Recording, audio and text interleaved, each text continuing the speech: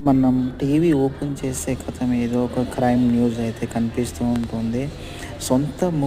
సొంత పిల్లలని ఒక అమ్మాయి అయితే లవర్‌తో కలిసి ముగ్గురినైతే చంపేసింది. ఎందుకంటే లవర్‌తో కొత్త జీవితం సాగిద్దామని ఆమె పిల్లల్ని అడ్డొస్తున్నారని పిల్లలనైతే విషం ఇచ్చి చంపేయడం జరిగింది.